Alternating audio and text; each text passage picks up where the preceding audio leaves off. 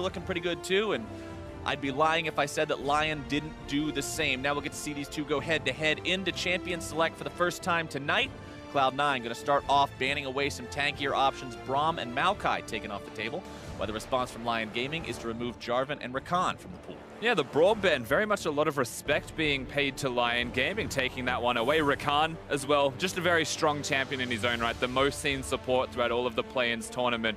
The J4, the Maokai, the Galio, very much standard. I like that they're getting rid of the two flexes, however, between the Galio and the J4 respectively. Starts to limit what the first rotations of the picks can be, because flexes are usually the optimal choice.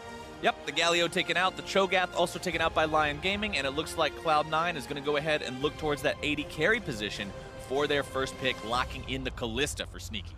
And that's a really big win. Kalista for Sneaky, as we are getting some champions on the opposing side of the rift here. But just to quickly hit that, I mean, Kalista's a champion that's been banned more than she's been picked by quite a substantial number. The fact that she's even been let through at all is a major cause for concern. And speaking about things being let through, Sejuani picked up by Lyon Gaming. This champion, I believe, is at 100% pick ban right now throughout the play-in group stage. It's going to maintain that now going into the bracket knockout stage itself. Not really much of a bracket. I mean, the start and end of the bracket is the same place, but it is the knockout stage, and it will continue the trend towards Sejuani with some more tankiness and horns also being picked up in the form of the Alistair. Going back to Cloud9, thinking about that Thresh now to pair with Kalista. Yeah, not just thinking about it from the looks of it. They will be locking that one down, so a super strong 2v2 bottom lane. Lots of pick can come out of that composition. It's into an Alistair, which usually is okay for a Thresh to get through. Once again, having the range edge, the range advantage there. And then you've got a lot of bullying 2v2 threat here. For Lyon, you're expecting a Tristana as the AD carry in response, but there's no AD carry bans this time, so whatever they'd like is theirs. And Cloud9 would like to add the Gragas to their lineup so they'll be able to have some more front line, some initiation, some displacement ability, some disruption. Should be fun to see exactly how that one plays out. Lyon has one more pick to go before they can end up going to the second part of the bans now. Hovering over the Singed. I don't know about if we're going to see that fully locked in. Nah, going towards that Tristana that you were talking about. That is the traditional pick into the Kalista. Yeah, and it's also what you usually pick with the Alistair. And when you look at this combo of three champions that Lyon Gaming have picked for themselves, there's two tanks and there's a reset-based hyper carry in the Tristana. So early Pretty game, better. already expecting Oddie to perhaps be near that side of the rift. I know the analyst Death said that might be the place you want to focus. I agree with them. Try and pick apart Sneaky and Smoothie the best you can. This is the three-man unit that can already do that. Let's see how the teams go into this second part of the bans. Each team with two left to go. Lion's going to spin their first on Rise, targeting Jensen's pool here a little bit. They know that Cloud9 still has to pick both solo laners. Honestly, Lyon Gaming has the same thing in front of them, so expect to see pure solo lane bans coming out from both sides. Yeah, you'd have to imagine so. The Jace as well being taken away from Seiya.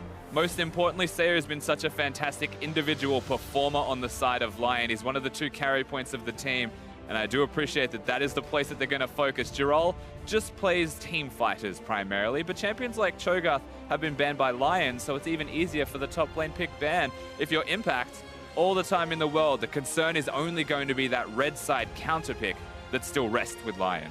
There we go, Lyon Gaming still targeting Jensen even further, wants to remove the Corki from the pool. We all know how much Corki can do in the hands of a capable player. You maintain the distance, you poke your opponents out, but Lyon won't worry about it this time. We're still looking at something like Syndra as one of the higher priority mid lane champions that isn't picked or banned just yet. Now Lyon does get the first pick here on the second pick phase with their fourth pick, and they should be locking up a mid laner unless they really want to counter Jensen, because they're not going to focus that lane. Jax is the final ban of that second part of the ban phase, by the way. Cloud9 locking that one in to target Jirol there. We heard the analysts talk a bit before the game about how Jirol, although he does like to play those team fighters you talked about, we have seen him on carries before, so maybe that would be an option, but Cloud9 wants to eliminate that. There's the Syndra you were talking about. Right, so instead of letting Jensen have the Syndra, which is obviously just a risk in and of itself, they decide to pick it because they could have tried to counter that Syndra. Again, champions like Echo, we saw Frozen playing that one the other day, can be used into the Syndra matchup. However, you have to remember, you pick Syndra, you leave open Jensen's Oceania. Maybe not his best champion, but he still has some very good moments with it. This is one of Jensen's staple champions. This is one of his comfort champions, one of the ones you see him go back to time and again throughout the regular season for NALCS. You'll see Cloud9 maybe go down one in a best-of-3 series. Next game, they're getting Jensen that Oceania very quickly. Yep. They like to put this champion in when they really need to find the win and find that consistency. Glad to see him on that one if you're a Cloud9 fan, I'm sure, as Gnar will be the final pick for the representative from the North American LCS. Impact will be taking that one topside. And in part, giving themselves an Oceania combo to a degree, of course. Gnar can slam them against the wall. You've got the Shockwave to follow that one up. Now, the Gnar being locked in, not knowing who his opponent is going to be is always a risk. Champions like Aurelia just exist on Summoner's Rift, of course. That's not going to be the case here. But at the same time, Jiral's a team fighter primarily. They've banned so many of the tanky team fighting champions through that top lane. And now he goes towards something like the Camille into the Gnar. There is a fair amount of skill involved with this matchup. And Jiral is taking on Impact. I like to see those skill-based matchups, Rusty. Those are always the most fun ones as a viewer, at least in my opinion, because you get to see which player truly has the mastery of the matchup, truly has the mastery of the way to properly play the lane. So you've got these two different split pushers, but also capable team fighters in the top lane. We've got two different tanks here in the jungle with plenty of initiation capability. Do you think we are going to go ahead with that plan that the analysts were talking about, where if Lyon wants to find the win here, they find it through the bottom lane? I mean, they certainly can go ahead with that team composition or that style of play when you look at the completed draft out of them. Just because, firstly, Sejuani, Alistar, Tristan are very good three-man, so the early laning phase can always rotate around that bottom lane. The amount of Syndras that we have, frankly, just seen roam around Summoner's Rift through mid lane has been unheard of. It's just a ridiculous amount of them. And Camille, not the best teleporter or team fighter, but the ultimate utility is always going to be there. There's no way that a Kalista can hop on out of that domain when she presses her ultimate. And so Jiral can still kill Sneaky. It feels like, yes, absolutely, they could go towards that. But what I like is they could go anywhere. Now, the one thing I will go ahead and comment on is that Cloud9 has a few different tools to remove Camille from her own ultimate, which is how you can manage to get that canceled, keep somebody safe. Shockwave from Oceania, the Flay from Thresh, the Mega Gnar from Gnar, all of these things can actually remove that, and especially the Cask from the Gragas. And that's the one big one that will knock Camille out of it. When you look at the rest of those, very difficult to execute. You need to be on the rim of it. Cases. Yeah, in the first place. But Gragas can have a lot of counterplay here against the Camille, except you've still got the Sejuani Gragas matchup. A lot of similarities between the two. You control mages in the mid lane, and then a Kalista and a Tristana in the AD carry role. I mean, there are a lot of similarities between these comps. And it looks like we're going to see a pause. Starting off, we're just getting them out of the way early. Yep. That's all. We're just shaking working the out. jitters off. Yep. Taylor working out the Swift problems right now. Everything is going to be Gucci afterwards, and then we're going to have ourselves an exciting best of 5. Certainly hope so. The fans are excited. That is a lot of thundersticks, a lot of signs there in the audience. Everybody is pumped to get this elimination stage underway. Remember, there is no loser's bracket. There is no second round. There is no double elimination. This is it. These teams have managed to fight here. They didn't get eliminated in the group stage, but now it just comes down to a single best of 5, 8 teams left, 4 of which will get to go on and play in the main event. The other 4 will get to watch comfortably from home. And you know, we gave this context the last time that we casted together a couple of days ago, is that teams can come to this tournament, they can play for 2 days, and then they are completely removed from the tournament and they have to go home. Well, the difference between them and what is now Cloud9 and Lyon is 1 extra day. They've still only been here for 3 days of playing games in total, and that's a very short time to be here to then go home. I know a lot of NA fans would still want to see Cloud9 making the entire tournament's group stage, but so will all of the Latin American fans for Lyon. It's such a short amount of time to be here to then just have to go home. Oh, absolutely. And even when you see some of the trash talk or friendly banter on Twitter back and forth between the teams, Jensen's latest gem of, why am I playing against a player named White Lettuce? You got to see both people in that thread kind of commenting. You had the Cloud9 fans cheering Jensen on, saying, yeah, smack talk these guys. And then you had the Latin American fans calling Jensen all sorts of choice words for his aggression towards their team, because they really want to see Lyon move forward and find the win here. And speaking of the White Lettuce, of course, Jensen had the small keyboard issue, but it is resolved now. As you can tell, we're back onto Summoner's Rift.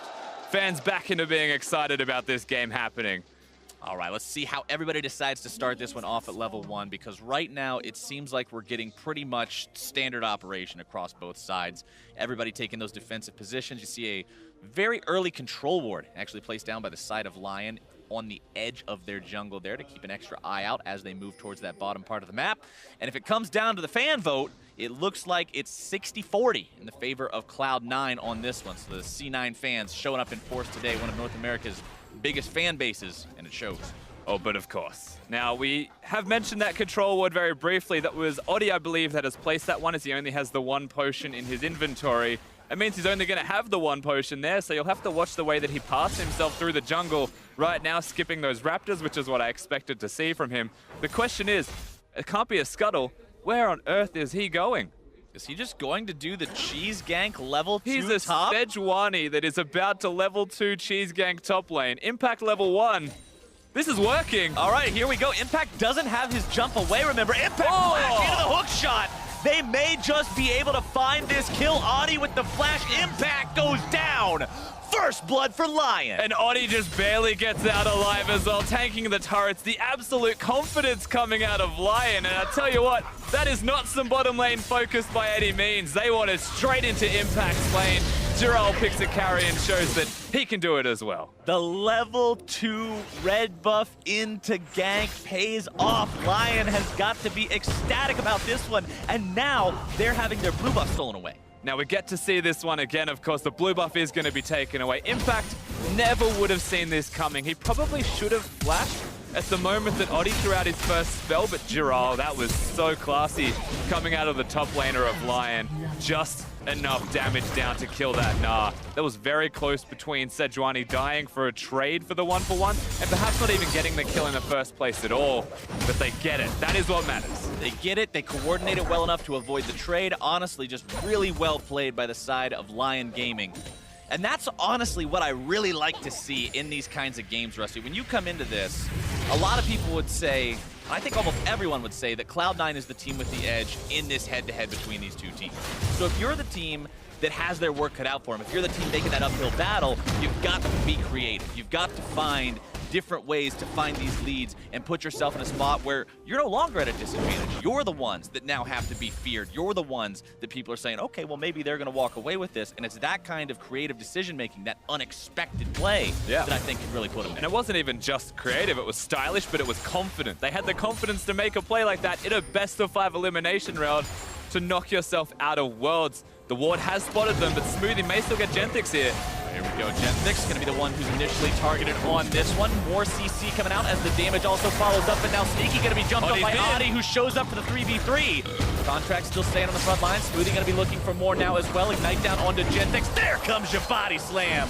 Tying the game up 1-1. Overstaying their welcome here on the side of Lyon. As Oddie dashes in, they think they have the capabilities to hang around, maybe get that pick onto Sneaky, but they stayed far too long. Smoothie had the ignite. He saved it that entire time. So really good reservations coming out of Cloud9's support to get the kills. And now Lyon are made pay for it. Lyon, they've got one kill on their jungler, but Cloud9 getting the kill onto their own jungler keeps things, honestly, just par for the course, back and forth between these two teams, making sure that they can have those playmakers ready to go, continue making those plays across the lane. And I always enjoyed the discussion of, do you want the money on your jungler or not? But we're going to take one more look at how that money got there. And the good thing is that they focused Genthix. Now, he flashes at the correct time to dodge the hook. The heal was already used by White Lotus to keep him in because they wanted to fight. But they should not have wanted to fight in this situation. Once again, Contracts still full health, able to stand in front. Smoothie still standing in front. Sneaky had his summoner spells. There wasn't really a chance of getting that kill. They just overreached. You can see there a comparison on your screen between Contracts and Adi in the play-in so far. Contracts with a higher jungle proximity means he's spending more time around his laners. He's got a higher kill and assist at 15, and he's first out of everybody in damage percentage of his team. This guy is putting up increasingly impressive numbers as we go on, and that's why you got to respect him. If you're Lyon, even though you might be able to make the counterplay there, it doesn't mean you're going to win. Now that's almost double the damage percentage of any other jungler in this entire tournament. He has been doing so much work, Contracts. This time around, he's on the Gragas. He's going to be building tanky. That damage may go down, but so far he's even got that first kill. He's got his share and everything. Very impressive start to the tournament from him as well. Slight gold lead here for Cloud9 after the dust has settled on those first couple of kills. Top lane, jungle, the farm's pretty much even. Bottom lane, where a lot of that gold lead is coming from, as you can see Sneaky building himself up about a 15 CS lead over White Lotus's Tristana. Now they can still go for this at any moment, especially when the leap is gone. Sejuani's hanging around. Jarell's level 6, which is why they can. Impact can't flash to safety. The reason that they wanted to do that around the Mega Gnar timing as well is because a lot of Gnars, to harass their lane opponents, may just use the ultimate. Gives them control of the lane when they come back to mini form, and then they can use and abuse that range advantage and that movement speed advantage.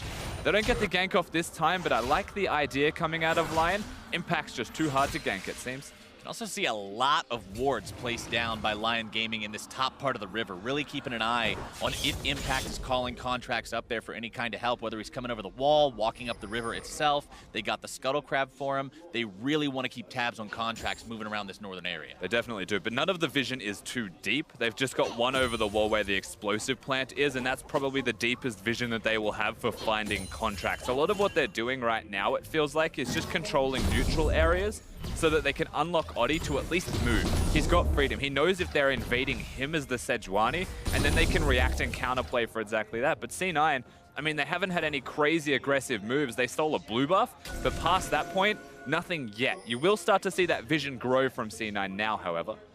Level 6 online for contracts. The Explosive Cask, a massive addition to his ganking tool arsenal. So going to be looking to see him utilize that, especially while Oddie is still only level 5. It gives contracts a huge advantage if these two find each other in the same skirmish yet again. See contracts really wanting to move up into enemy territory here. Gets a swig out of the cask, standing right on top of a ward, has Jensen behind him. They all know. Starting up the enemy blue. They want to steal this away for the second time. Oddie's going to be potentially in some trouble here if he tries to go in too quickly ahead of the rest of the team, but Seiya says, nope, I'm taking this away. Get back in. We're gonna make it impatient, we're gonna throw it off to the side, and you can't have it. Contracts to take it, can't quite get there. So well done from Seiya to auto-attack it one more time, redirect the aggro of blue buff. Maybe they still get it. I actually don't think they will because they've wasted way too much time.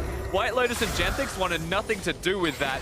But here comes Sejuani, it's a counter gank. Smoothie landing the hook, but now he's got to be pulled to safety by Sneaky, and that is the power of Callista Thresh. All of this time, Gragas has been hovering around the area. It's just so hard to kill a Callista or a Thresh again. Not just the Callista ultimate, it's the Lantern. But what that does mean is they can catch Thresh now simply because there is no Callista ultimate. Much longer cooldown than that of a Lantern if Callista is caught out of position. This means Smoothie's going to have to play a little bit safer down here. Cloud9 going to have to think a bit more if they want to go aggressive. Contracts again. Going to be looking to steal this blue buff away, but Seiya. Here we go again. Once more with the tether, not allowing these sort of shenanigans to go down as Oddie jumps in and Smite secures. That's just tragic for Seiya above all else, however, because he doesn't get that blue buff. Now, his Lost Chapter will give him some mana for the moment, but he's one wave off having to recall. So Cloud9 knowing exactly that, yes, Oddie gets it, and yes, it denies it from contracts, they've got the ability to make the plays immediately. And this is a very valuable play to make onto the Infernal Drake, typically the highest value Drake if you look at what teams want to prioritize. Cloud9 sees their opportunity to go on this here with Seiya having that very limited mana pool you just mentioned. It means Cloud9 should take this without any contest, especially with Sneaky having the Rin. And it's a very cute play from Cloud9, but mostly because their bottom lane still has control of the 2v2. Is that allowed to happen at all? Remember the amount of times that Sneaky and Smoothie have just left their lane casually, walked towards the enemy blue buff, now towards the Drake, and there's no trade or contest available from White Lotus and Genthix, is the biggest reason that C9 are getting all of these things right now. And remember, Lyon Gaming, as a team, they're very, very dominant in their region. We've brought this point up 100 times already, but it means that they are used to beating their opponents, if nothing else, because they are strictly better players. And now, here we go, Sejuani, that's deep. Trying to start this playoff onto Impact. Oddie comes in from behind, but Impact will just jump over his head to safety. That one was botched a bit. And it's a full lane swap from Lyon. Perhaps Oddie could have thrown his ultimate out earlier to make him flash, at least get the summoner spell out of Impact. But at the same time, they've swapped their lanes. This is the goal that they wanted all along. The kill would have been the consolation prize at the end of the day. But Alistar Tristana is not going to push a Nara away from the structures. And so White Lotus and Genthix just go back to base. They are trying to actively avoid Sneaky and Smoothie in the 2v2. Which goes back to what I was saying earlier. This is a team that's used to winning their lanes, that's used to just saying, we've got better players than you, so we win. But now you're matched up against more competitive teams. You're on an international stage, and you can't fall back on those win conditions that you're able to utilize throughout the regular split's worth of play. Normally, Lyon is a massive fish in a pretty small pond. You've gone to the biggest pond of all, competing in Worlds 2017. It's time to prove how big of a fish you really are. They certainly have. Now, I feel like the reason they may have gone for something like this as well is just to start causing disarray amongst the entirety of the map. This might be an all-in. Seiya unleashing the power onto Jensen, but only finds about half his health bar. Seiya very low mana, means he's got to get back. Utilize this opportunity with the push wave to take care of that one, as Lyon has 3 bodies bottom pushing onto the tier 1 turret. Seeing how fast they can take this one down. Cloud9 also working on that top lane tier 1. And the first turret goes down in the favor of Lyon Gaming, just barely. Yeah, I was expecting the Orianna perhaps to go in, but Oddie was nearby, so good awareness from Jensen. Ultimately, the trades are still happening on the bottom side and top side of the map. Tristana and Camille excel at taking down structures by having the satchel charge, having the bonus damage on the Q and energizing those attacks. And because they are avoiding Cloud9, they lose tempo on the push, but their champions, their composition allows them to still get the structures quicker. And so at the end of the day, it's a nice little thing to have there for Lyon. They need that given where the gold was stretching. Right, gold lead still at about 1,000 gold as Contract steals the enemy red buff, potentially looks towards mid lane here. Not gonna find his way onto Seiya in time. Stun not gonna connect there from Scatter the Weak. But you can see that gold lead continuing to build for Cloud9, and a big reason, I mean, look at bottom lane. We mentioned a little bit ago how it was 15 lead for Sneaky. That's grown up to a 30 CS lead for him over his opponent. Really showcasing his talents here as an AD carry, now working together with Contract. I have to feel like they'll fight for this. You just have to get that feeling. Teleport's in early from Impact. It looks like they're ready to match it. Wants to make sure he's there on time. Audi jumps in, finds his way on the Smoothie. Rift Herald going to be taken down, secured by Sneaky's Ren. Does Lyon fight this? They whip the Glacial Prison, and now the call to retreat is there. That's so tragic. He had so many targets in the sea, and he just couldn't pick any of them, and so he missed them all. And Lyon will have to disengage. The Herald is free. It's going to be secured by Contracts, and Cloud9 have the capabilities to take down that mid lane turret if they choose. Or if Lyon continue to side lane, continue to try and pressure and mismatch the game, well then you can get 2 turrets perhaps on the bottom side of the Rift, which is the other place they would be looking.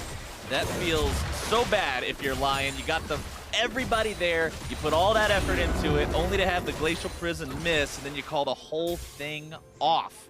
Very unfortunate for them. Frozen Mallet now up and running, by the way, on Impact. Means he's going to be so annoying. If he actually lands a single auto attack onto anyone, he can stick to them forever. Blade of the Ruined King, done for Sneaky. Jensen getting that Morello Namicon. Same can be said for Seiya. So we're starting to see these first item power spikes hit for a lot of champions across the map right now, Rusty. The Frozen Mallet has so much use as well against the team composition out of Lyon. And speaking of, Giral may be in trouble in a minute if he overextends. And so when you look at it, Camille goes forwards, really struggles at going backwards when she's forwards. Alistar can only really go one direction himself also.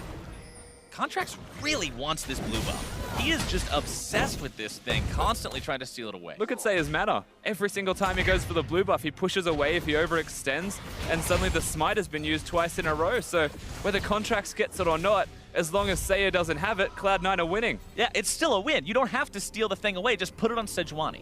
As long as the mid laner doesn't get to abuse that spell spamming and is always at this disadvantage, you're going to continue to see Jensen build those. And look what happens. He has to go back to base, has no mana for himself, and suddenly the Rift Herald spawns in the middle lane, and that's just going to be an outer turret secured.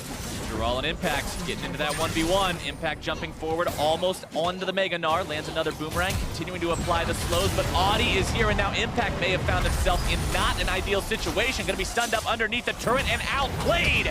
Impact goes down. Oh, but here comes the reinforcements. Contracts comes in, makes sure he cleans up the kill that Impact started, and now they are going to take Audi out as well. 2 for 1. Going the way of Cloud9. They're able to dive, get the advantageous trade. They took the mid lane outer turret before all of this happened, so Lyon will do their best to trade. Genthix is just going to play goalkeeper, try and prevent them from getting there. It looks like they'll be able to get it. They might not because the Tristana left early, and they can get out. A bit more damage. They will be able to find it, secure that turret for themselves, tie that count up 2-2. They're still down 1,500 gold, and that's before Smoothie and Sneaky grab this bottom lane tier 1. Lyon responding pretty well to what Cloud9 is doing, but Cloud9 still just continuing to build these leads. And I don't think the Lyon are by any means responding poorly ever as a shockwave's been used. Shockwave from Jensen, unleashed power from Seiya. These guys are really flexing on each other. Just need to calm down a little bit. No one's dying. Everyone relax. We're trying to play macro League of Legends, and mid laners are just butting heads. Top side, White Lotus and Gentex trying to get this third tier 1 for themselves, while Sneaky just doesn't really care about this at all, going for the second elemental Drake of the game, along with help from Contracts. Ren plus Smite together, I mean, you don't really have to worry about securing that when they do manage to pick that one up. So that's even more hidden power for this team when you're looking at what they have in terms of gold. Replay of how this fight went down bottom. Yeah, now once again, Frozen Mallet on the Nard. Jarrell chooses to go out, and so there's always the chance that Impact can go forwards. He's got that Frozen Mallet, he's diving, he's flashed, and then he's done absolutely nothing after the flash, and at that time, Sejuani's come in. Really makes you wonder what Impact was planning, but Contracts, he's got his back. Then all of the reinforcements arrive, and it's not just Contracts that's got him. Good turret aggro juggling, the fact that it goes to Smoothie after Contracts, and doesn't go to Sneaky. And honestly, Impact was one auto away from being able to take Jarrell down there, but one auto is sometimes just enough to tilt you into killing yourself underneath the tier 1 turret, which unfortunately for Impact happened, but fortunately for him, the rest of the team is there. 3-2, the game in the favor of Cloud9 by a little bit over 2,000 gold as they push forward, thinking about trying to steal away this red buff. Audi wants to secure it for himself. Sneaky might get the Pierce here. Contracts tries to swoop in, but it is going to be secured by Audi. Certainly is as they're going forwards. Okay, the cast goes off. Doesn't really find anything as the Glacial Prison will lock Contracts down, but he gets away with the Lantern. Rather large committal to someone who's got the Lantern to keep him alive. Contracts is a very tanky member on the Rift at the moment also with that Spectre's Cal, even a cloth armor with his Merc Treads. Not a lot's going to kill him. Or it will take a lot to kill him. Yeah, 2 ults for 1 there as well. You had both the junglers popping the ultis as well as Seiya using the unleashed power. So now if C9 can manage to find themselves a fight before those cooldowns come back up, they will have the advantage. Sneaky and Smoothie pushing up the top side here as Cloud9 continues to take the fact that they've got all these outer turrets down, move into the enemy jungle, put down the vision, and set up to continue building these mid-game leads that the analyst desk was talking about. And that's why they're able to close these games so darn quickly. Yeah, this mid lane, mid-game even, is working super well for them as they look towards the middle lane, threatening them, pushing them away, beating them around the rift as Jarrell wants a fight. Jarrell saying, all right, we're just going to stand here and man-fight this little Yordle, trying to take him down if he can, but Impact is quickly going to be going into Mega Gnar form, stun to stun. Not that fun unless you're the Impact, in which case it is fantastic. Finds himself a solo kill. That's not the fight you want, Jarrell. He's picking his wrong battles here. Impact just stands and delivers. I feel like the Ninja Tabi is just enough at the moment, this early on in the game, to mitigate the damage coming out of that Camille. And with the Frozen Mallet there, you know, Jarrell, he said I'm taking the fight. He knew there was no escape, and there absolutely was not. But he also positioned himself next to 2 walls with a Mega Gnar. Not generally the best tactic to approach, but it does end up putting Cloud9 up 4,000 gold as we're about to crest the 20-minute mark. Baron will be live here in 20 seconds. Next Drake will be Infernal number 2. So if Cloud9 can continue this domination over the map, they'll likely have that for themselves here as well. Audi and the rest of Lyon getting in position to defend the tier 2 in the top side as Cloud9 backs away. But just look at the vision, Rusty. Top side as well as the bottom part of the jungle. You can see a ward placed down there by Impact as well to kind of keep sights on Jarrell. These guys are really just trying to choke the life out of Lyon right now. And once again, we just hovered over Seiya's lack of mana. He's going back to base, but at the exact same time, he's pressing recall. Impact's pressing buttons on his blue buff, and so he's not going to get it again. Every single blue buff that he wants to secure, he's being denied. And all of the presence that you get through mid lane just by having that blue buff on Orianna and not having that on Syndra suddenly opens up the entire map. All of the vision they can place in the enemy jungle, it's easier to secure. All of the ability power bonus that Seiya could be getting to assassinate people is eradicated. He can't pressure his lane. It's really unfortunate that one small thing starts to add up to such a big deal. And honestly, what really impressed me with Lyon when we got to see them in the play-in group stage, especially in their games against WE, the ones that they lost, even in their losing matchups, they kept their carries in a spot where they were able to stay safe. Their positioning was really good. They had these amazing KDAs. I mean, we remember the first game against WE, they didn't die until the very end. In this game, they still haven't died, but the scoreline for both of these big carries, these game changers for Lyon Gaming, is 0-0 and 0. They have not contributed anything other than farming to the team effort. These game changers need to actually start changing the game. It looks like they're about to. That's one way to put it. Smoothie able to find the hook onto Seiya, but now he's found himself in the middle of multiple members as now the counterattack from Cloud9 is live. The cast on to 5. Sneaky grabbing the kill onto Adi, manages to save Smoothie as well. Gentix not going to be the target as Impact finds his way onto Giral yet again. Jensen grabbing the kill on that one, and it's 3-0 Cloud9. And not the impact they needed. In fact, both of them stay at 3-0s on the score, but Cloud9 win the team fight. Impact the rest of them straight over to the Baron pit. That was pretty clean coming out of them in the enemy jungle. They had all of the vision they needed in an area that's usually dark, and they control Summoner's Rift. Very well played by Cloud9, moving into the enemy jungle, controlling it with that vision like we were talking about, and the fight win just immediately flows into their pockets afterwards because of the setup, because of the gold lead.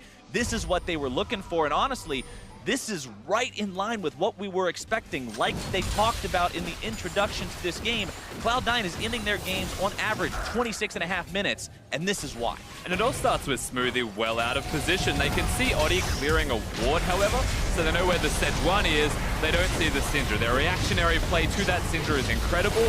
Seiya zones himself because he thinks that Impact might be Mega, but he comes in completely uncharged as Mini. The teamfight's done from that point onwards either way because the carries aren't able to have an impact. White Lotus and Seiya invisible in the fight. Jensen sneaky hitting the entire time. And Lyon manages to focus the one target that can be made invulnerable and pulled to safety by Sneaky's Ballista, so they can't get anything back in trade. And now Cloud9 find themselves that second Infernal Drake, even more damage now, multiplying that gold lead that they have 7,000 up over Lyon Gaming 23 minutes into the game. Impact thinking about maybe tossing a boomerang out here, but not really worth the risk at this point in time. But I love that he has the option. Yeah. The fact that there's a red the limit. And Impact's like, oh yeah, I probably could throw a Q out here just because we have vision, we have Baron, like we're so set up. This is the third red in a row. Not even talking about blue buffs anymore. All right, he does find himself jumped on by the Sejuani now, but that's a very aggressive jump out by White Lotus. Impact going to be flashing himself away, and here they go, trying to find the pick onto the Cloud9 top laner. The Lantern is down, will pull him to safety, and just barely keep him alive. He's going to survive. Unfortunately for Cloud9, he is the lack of teleport top laner at the moment. But they're still going to push in. He's close to Mega. I guess they've got a lot of trust in the shields that can keep him up. But they've also got the inside track. They thought that Lyon were going to come and react, and they didn't. They just barrel down the bottom lane. They find the tier 3 turret, but now the fight's going to be breaking out. Impact with the stun down onto Gentix, jumps in, slam into the wall onto White Lotus. The Hextech ultimatum is issued, but immediately canceled as Sneaky finds the rampage and the double kill. Adi sidesteps his way away from the death sentence, but Cloud9 has issued a similar sentence on to this game. Lyon on their back foot, taking their final breaths. Cloud9 approaching the next. They're going towards the end, it looks like. Turret number 1 nearly deleted, and it is out of there. Only one turret left standing to protect the Lyon Gaming Nexus, and they've only got 3 members to defend it. A nice shockwave coming out from Jensen to allow Sneaky to dominate 6-0 and 2 on this Ballista. Adi and White Lotus remain, but that is it, and Cloud9 in quick fashion find their victory in game 1. Yeah, and at the very end of the game, they get some interaction on Summoner's Rift for Seiya, but 0-1-0 was going to be his scoreline. Not the interaction you wanted. Still 3-0s for White Lotus. Nobody playing the optimal game from Lyon, but it was close. There was these good things that we were seeing from them. We just saw better from Cloud9 at every single avenue.